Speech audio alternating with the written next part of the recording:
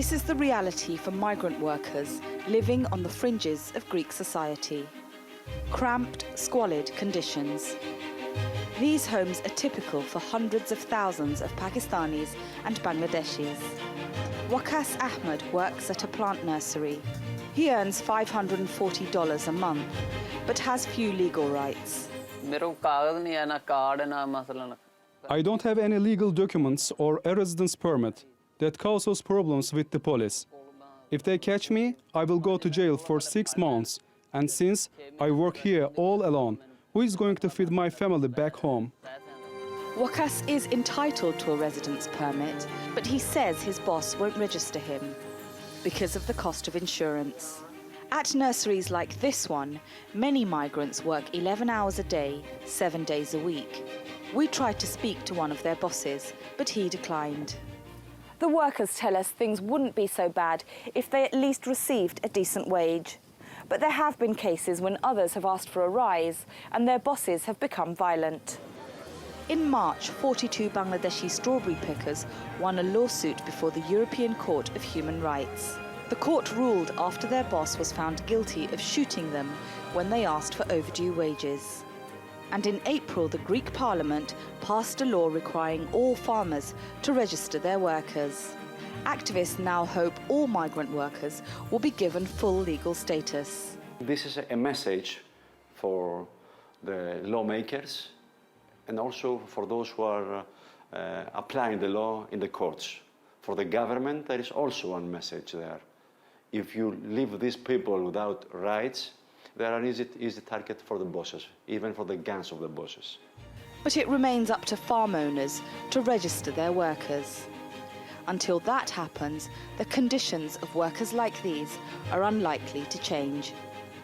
Shamim Chowdhury, TRT World, Marathon, Greece. Our editor-at-large, Craig Copetas, joins us now live from Paris. Craig, welcome back.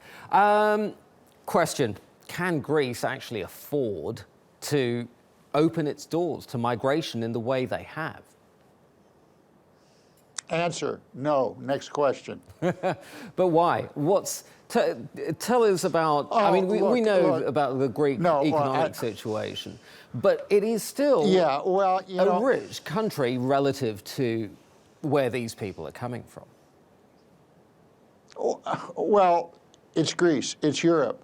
22% of Greeks live in poverty. 75% of households in 2016 earned less money than they did the year before, and it's getting worse. I won't go through the entire list.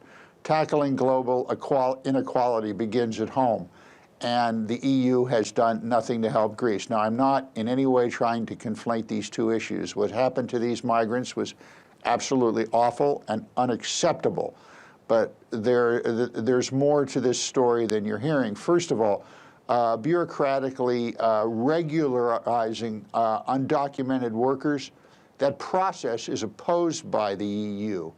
And even if they are regularized and documented, what are they? Are they economic migrants? Are they political refugees?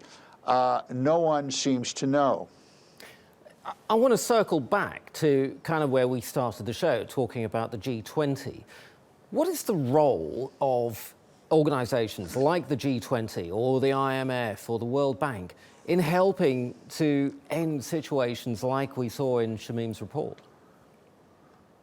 Well, I think that situation begins in the home country, Pakistan or Bangladesh, which are, not really garden spots you want to go and move to if you're from the West. However, people from those impoverished nations come here. And what you're seeing in Greece, because this is the issue at hand, it's terrible. It's a result of the EU's inability to deal with the Greek debt crisis. Now, let's look at this historically here. This started in the 1970s in the meritocracy system. This is when the Greek junta, the colonels, did a deal with Pakistan. It was an agreement for these workers to come in temporarily and work on the docks.